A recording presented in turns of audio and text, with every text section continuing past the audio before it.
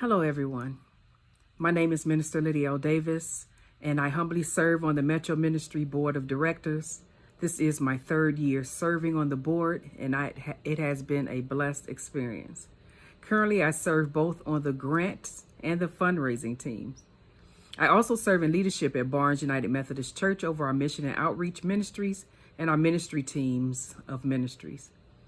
Today, my Wednesday Lenten reflection comes from the Gospel of Luke, chapter 12, verses 22 through 31, and verse 34 of the NIV version. It reads, "Then Jesus said to his disciples, 'Therefore I tell you, do not worry about your life, what you will eat, or about your body, what you will wear. For life is more than food, and the body more than clothes. Consider the ravens. They do not sow or reap. They have no storeroom or barn, yet God feeds them. And how much more valuable you are than birds. Who of you by worrying can add a single hour to your life? Since you cannot do this very little thing, why do you worry about the rest? Consider how the wildflowers grow. They do not labor or spin. Yet I tell you, not even Solomon in all his splendor was dressed like one of these. If that is how God clothes the grass of the field, which is here today, and tomorrow is thrown into the fire, how much more will he clothe you, you of little faith? And do not set your heart on what you will eat or drink. Do not worry about it. For the pagan world runs after such things, and your Father knows that you need them. But seek his kingdom, and these things will be given to you as well. For where your treasure is, there your heart will also be." As I journey through this text, I reflect upon the challenges of 2020, the year of COVID-19, a year forever documented of the worldwide pandemic, the year where isolation and separation, depression, hunger, unemployment, housing, anger, injustice, and yes, just plain increased worry seemed to be the prescription mandated to survive through it all. This past weekend, I met a man during our Barnes United Methodist Church feeding ministry who repeatedly shared that he was recently out of prison. Just out, he said. He kept mentioning that he no longer had Skype, which led me to ask how long had he been in prison. He shared that he had been in there for quite a while. I quote, "for a minute," he actually said. This man was hungry, homeless, and cold, with only the clothes that he was wearing as he stood in front of me, craving for listening, compassionate ears. He was desperate for a coat with a hat, some clothes, a meal or two. He wanted help.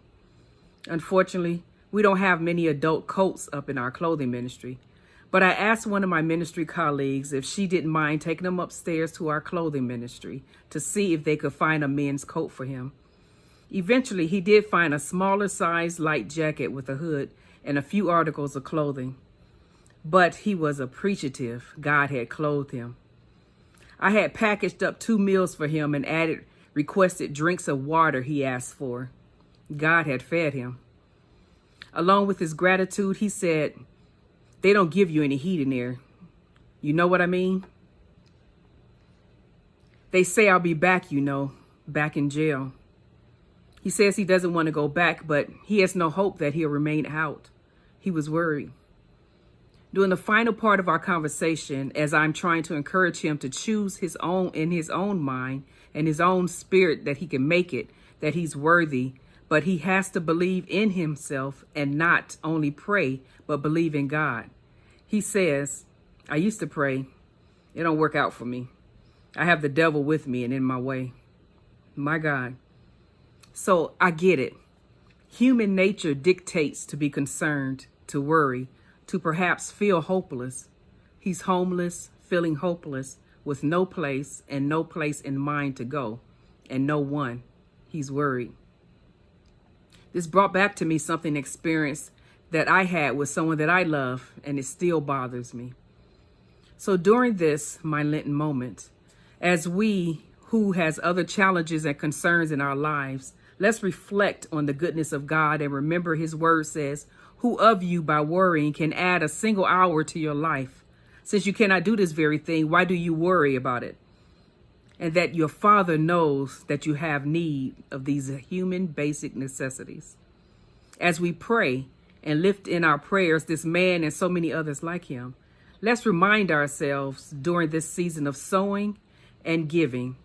May we continue to seek after God's kingdom, believing that God will continue to provide for the least of these, such as this man and so many families of children that are struggling and concerned about making their ends meet. Let's continue to do our part and watch God do his. Let's invoke God to use us as his vessels to provide, to give. There are several ways that you have been a blessing or can support Metro Ministries in its mission to support many ministries and projects throughout Central Indiana.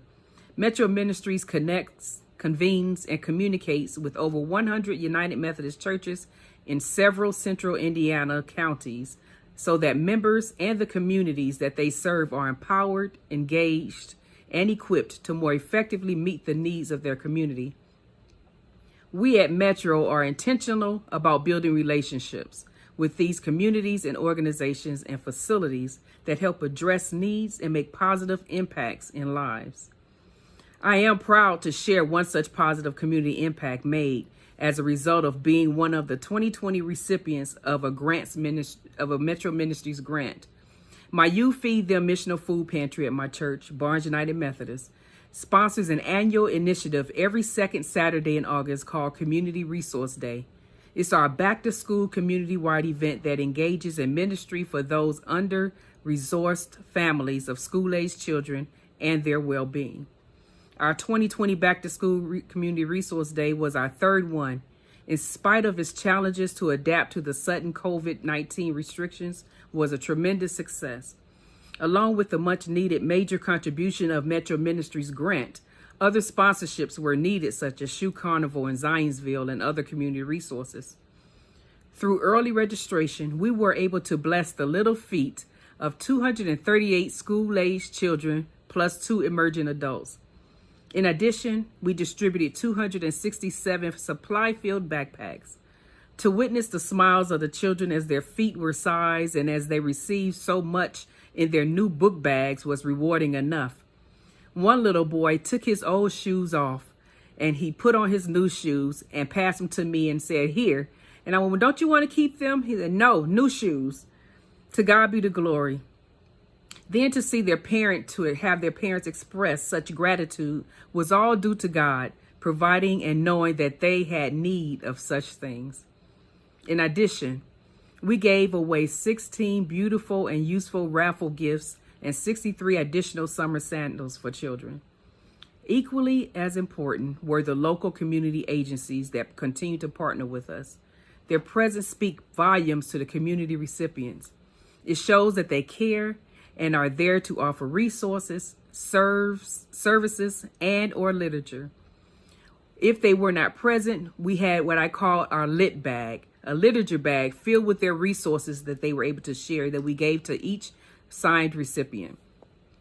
So I'm grateful for Shalom Healthcare Center and SHIP and Anthem and IU Health, IMPD Northwest, Oak Street Health, Familia Dental, Second Helpings, Fraternity Order of Police, Indianapolis Mayor's Office, and so many others that come along and partner and support us. I'm extremely grateful to Metro Ministries and to those of you that continue to donate to Metro Ministries, so grant programs and initiatives such as ours can continue to serve the community as we build relationships to better equip the communities with the needs that they have. Over 20 volunteers united together at my Community Resource Day from diverse backgrounds to help make the experience safe, fun, and successful. Overall, the community served and was served.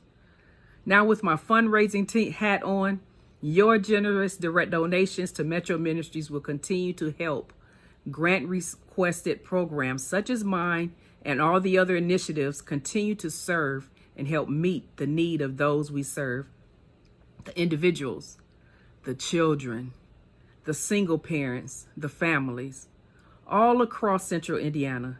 Your donations, your gift, will reach and touch the heart of many. For where your treasure is, there your heart will also be. Blessings, and may God double your portion.